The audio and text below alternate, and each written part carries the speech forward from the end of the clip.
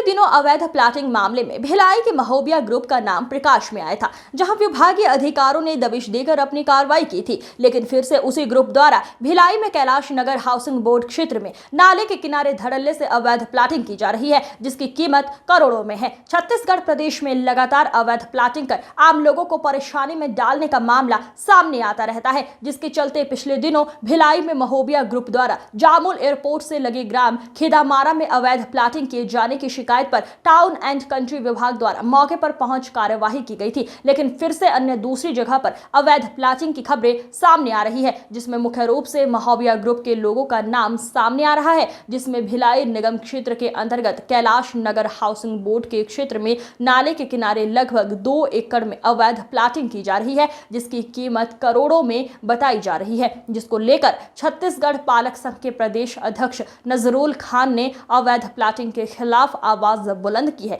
देखिए क्या कहा अधिकारी और प्रदेश अध्यक्ष ने। असल एक चीज़ मैं बता दूं कि पूरे भिलाई में नहीं, दुर्ग जिले में, पूरे छत्तीसगढ़ में अवैध प्लाटिंग चल रही है, तो कोई तो होगा जो इसको रोकने वाला हो, क्योंकि प्रशासन तो रोक नहीं रही है।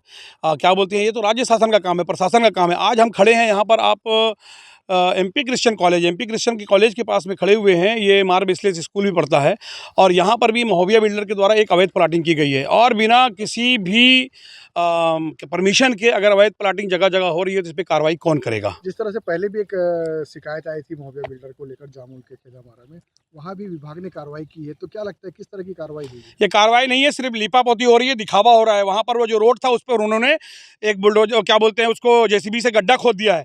गड्ढा खोदने से प्लाटिंग रुक जाएगी? प्लाटिंग होने वहाँ पर क्या, उसके बाद में रेरा के या क्या बोलते हैं टीएनसी के अधिकारी जाके वहाँ पर पतासाजी किए हैं कि वहाँ फिर से हो रहा है कि नहीं हो रहा है, वहाँ अपने मुखबिर बैठाए हैं कि नहीं बैठाए हैं। मतलब क्या होता है कि हम जैसे लोग जो है ये मामले को उठाते हैं और अधिकारी पैसा खा के, रिश्वत खा के उस पर लिपापोती करते हैं। तो मेरा कहना है कि ये जितनी भी अवैध प्लाटिंग हो रही है, इसको रोकना प्रशासन का काम है। अगर प्रशासन नहीं रोकेगी तो इस पर एक आंदोलन शुरू होगा।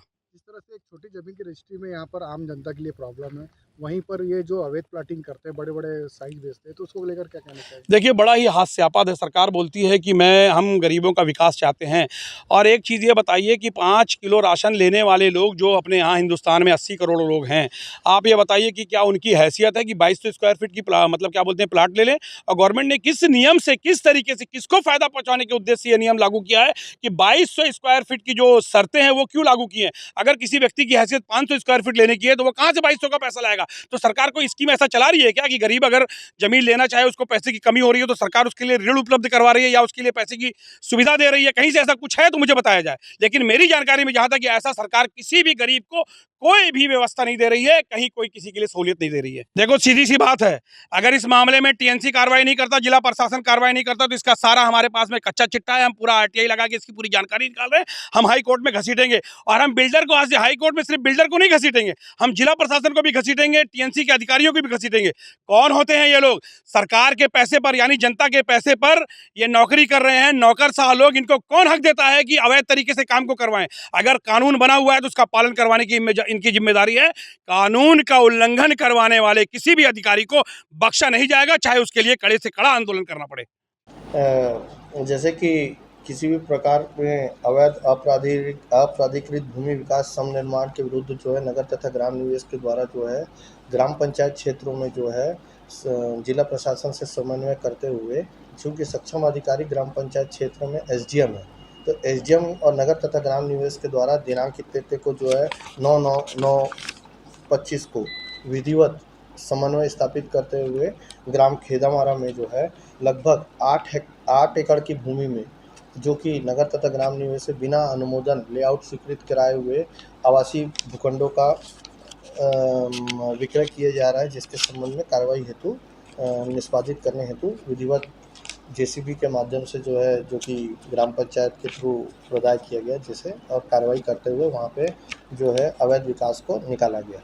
जैसे सर, अगर उसके बाद भी अगर भविष्य में अगर वो कुछ होता है तो उस पर किस तरह की कार्रवाई की जाती है? नहीं, चूँकि जैसे संज्ञान में आया कि जो है अवैध विकास किया जा रहा है इस क्षेत्र में, तो विधिवत नगर तथा ग्राम निवेश अधिनियम नियमों के तहत जो है धारा 36-37 की कार्रवाई की जाती है। वो इस कार्यालय द्वारा विधिवत नोटिस प्रदाय किया गया है।